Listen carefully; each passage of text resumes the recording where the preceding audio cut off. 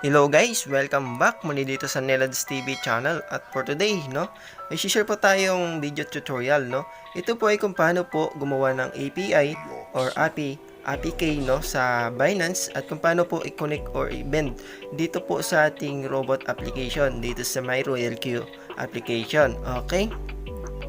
So ngayon, ipapakita ko lang po sa inyo saglit na hindi pa po tayo nakabound, At ipapakita ko lang po yung sa inyo yung mga counting mga kailangan natin upang tayo po ay makapag-connect o makapag-bound sa ating robot application. So yan, Kailangan po natin ng APK at secret key. Okay, so ang unang natin gagawin guys ay pumunta po tayo sa ating Binance application.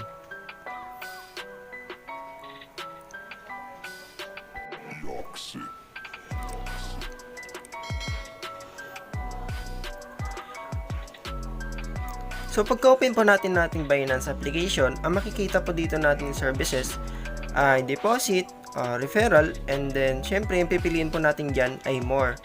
Okay? So sa services, puntahan lang po natin yung pinakababa. So scroll down and then nakikita na po natin dito yung ating API management. So click lang po natin yan. And then dito po, kailangan po natin kumuha muna ng ating level, So kahit ano lang po yung ating lalagay na level dito. So halimbawa, RoyalQ.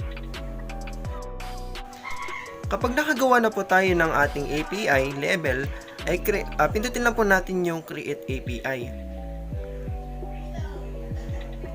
And the next po, for security verification, naghihingi po sila ng verification code sa ating mobile number at saka sa ating email.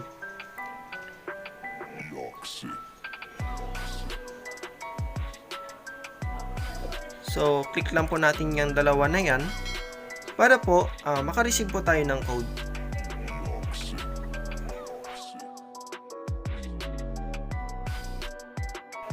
Ang makukuha po nating code guys ay i-type lang po natin dito.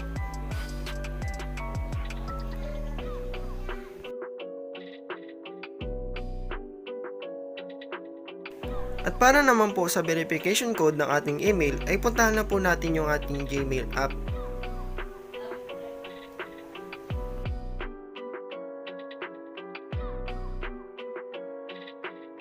Pagdating po sa ating Gmail app ay kailangan po natin siyang i-refresh para po makita po natin yung verification code na kanilang send. So nakita na po natin, i-click lang po natin.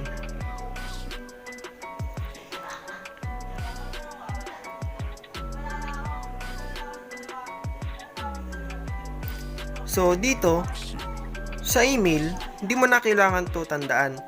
So ang gawin na lang natin is i-copy paste na lang natin siya para hindi po tayo mahirapan sa ating ginagawa.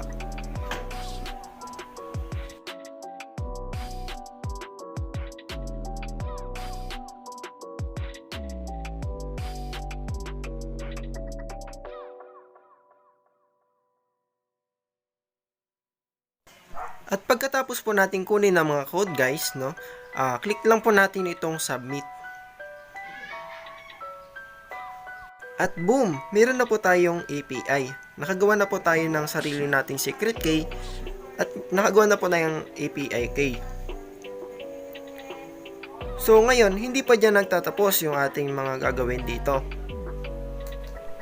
So kailangan po muna natin siyang i-edit para po makontrol ng robot o ng ating Royal ang ating spot trading. So ngayon, i-click lang po natin yung arrow sa baba para po makita po natin yung ibang details ng ating API.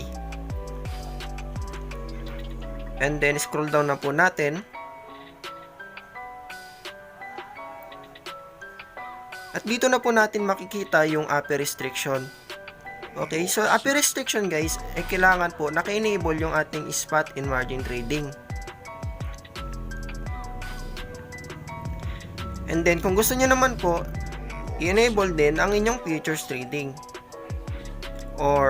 And then enable yung margin trading.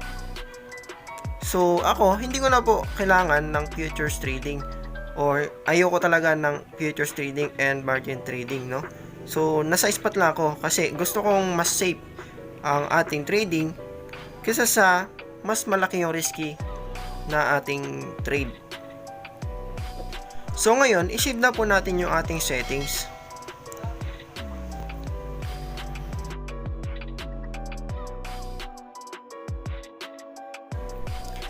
So ngayon guys, naghihingi po sila ng verification code para po ma-save na po yung ating settings na binago po natin kanina.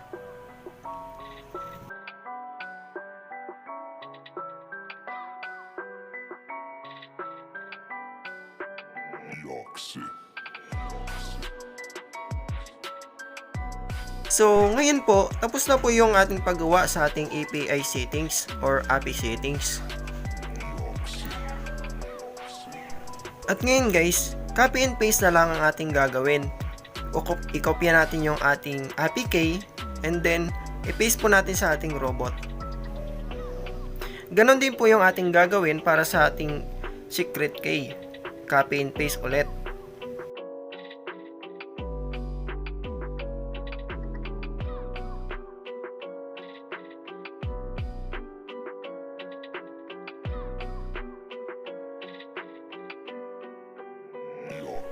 Para naman makapag-bind po tayo ng ating Binance sa ating robot, kailangan din po natin ng verification code.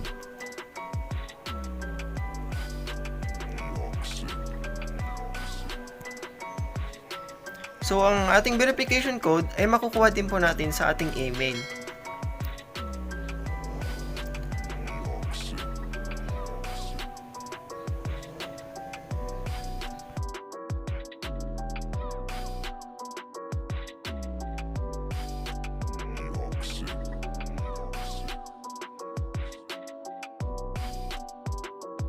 Okay, so ika-copy paste ko na lang guys para mas madali.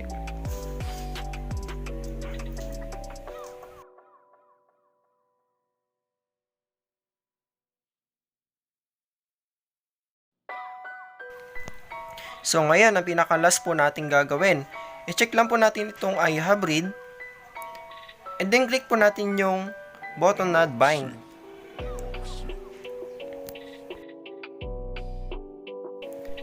At boom, successfully bind na po tayo. So, napapansin nyo po ang ating Binance ay bound na. Ibig sabihin, nakakonect na po tayo at kaya na po kontrolin ng ating robot sa pamamagitan ng API or API ang ating Binance in ating spot trading. Hanggang dito na lang po ang ating video tutorial ngayon kung paano po gumawa ng API or API and kung paano po mag-bind sa ating robot. So, thanks for watching.